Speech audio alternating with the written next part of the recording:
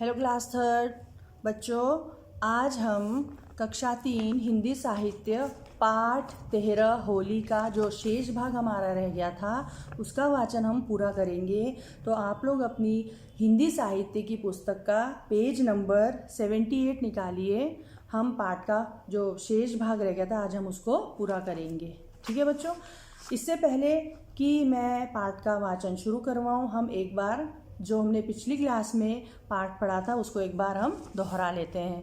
बच्चों, हमने पिछली क्लास में ये पढ़ा था कि हम होली क्यों मनाते हैं, उसके पीछे की क्या कथा है या क्या कहानी है।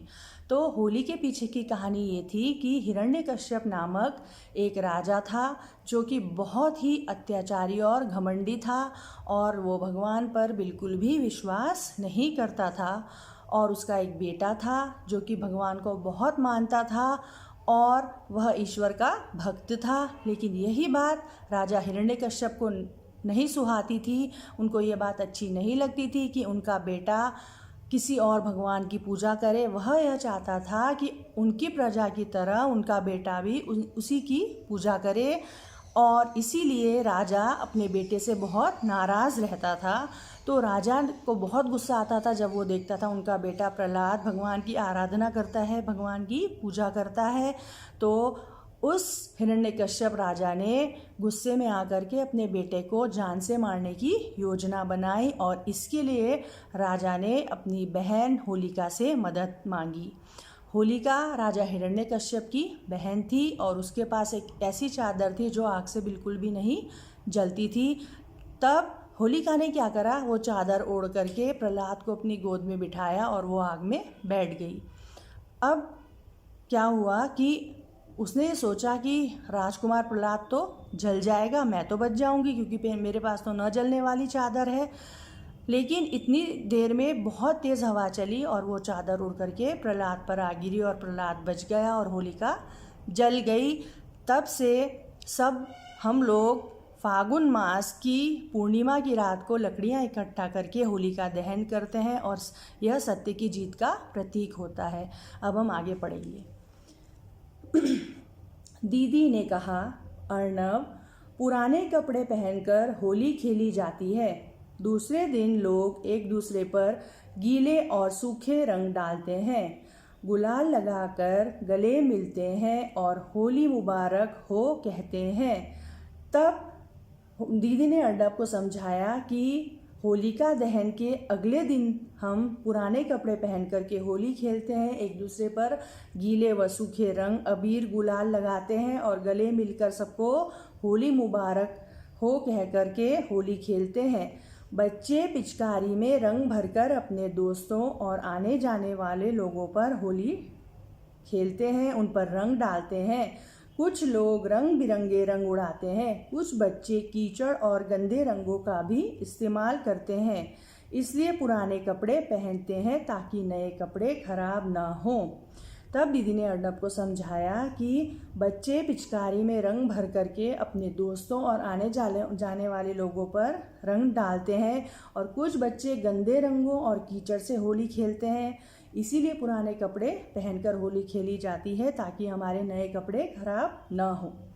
हमें कीचड़ और गंदे रंगों से होली नहीं खेलनी चाहिए क्योंकि ये हानिकारक है। हानिकारक का अर्थ होता है नुकसानदायक, जो हमें नुकसान पहुंचाते हैं। अर्नब ने कहा, दीदी, मैं भी कल सबके ऊपर रंग डालूंगा। दीदी ने कहा, ठीक है अर्नब, लेकिन पिचकारी और गुलाल से ही होली खेलना, कीचड़ से नहीं। होली मेल जोल का त्यौहार है, इसे हमें हंसी खुशी से खेलना चाहिए। तब दीदी ने समझाया कि हमें कीचड़ और गंदे रंगों से होली नहीं खेलनी चाहिए क्योंकि ये हमारे लिए हानिकारक है, ये हमारे लिए नुकसानदायक है। तब अर्नब ने दीदी से कहा कि दीदी, मैं भी कल सबके ऊपर रंग डालूंगा। तब दीदी ने कहा, ठीक है अर्नब, लेकिन पिचकारी और गुलाल से ही तुमको होली खेलनी है, कीचड़ से होली नहीं खेलना। होली तो मेलजोल का त्यौहार है, इसलिए हमें इसको हंसी खुशी से खेलना चाहिए। दीदी ने आगे कहा, अच्छा, अब तुम दादी माँ के साथ बाजार जाओ, कल के लिए ढेर सारा रंग गुलाल, गुब्बारे और पिचकारी लेकर आओ। मैं तुम्हारे लिए गुजिया, मालपुए और दही बड़े बनाती हूँ।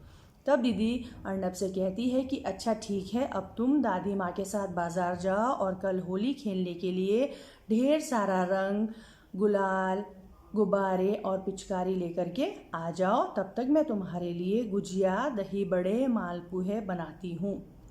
ठीक है दीदी। अब पता चला कि होली के दिन नए कपड़े क्यों नहीं पहने जाते हैं।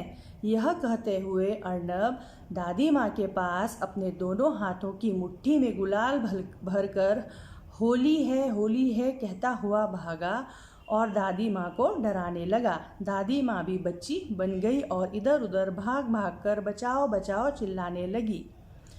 तब बच्चों अर्नब को समझ में आ गया कि होली के दिन नए कपड़े क्यों नहीं पहने जाते हैं। तब अर्नब क्या करता है, अपने दोनों हाथों में मुट्ठी में भर कर के गुलाल लेकर अपनी दादी के पास जाता है और दादी को होली है कहते हुए डराने लगता है। दादी माँ भी बच्ची बन जाती है और वह भी इधर उधर भागकर बचाओ बचाओ कह करके चिल्लाते हुए वे खेलने लगते हैं। तो बच्चों आज हमने होली पाठ का वाचन पूरा किया। अब सारे बच्चे इस पाठ को घर में बहुत अच्छे से दोहराएंगे, पाठ का वाचन करेंगे और उसके बाद ही आप लोग अपना घर कार्य करेंगे। और घर कार्य बहुत साफ, सुंदर और बहुत सफाई से करना और सुलेख अवश्य भेजना। ठीक है बच्चों।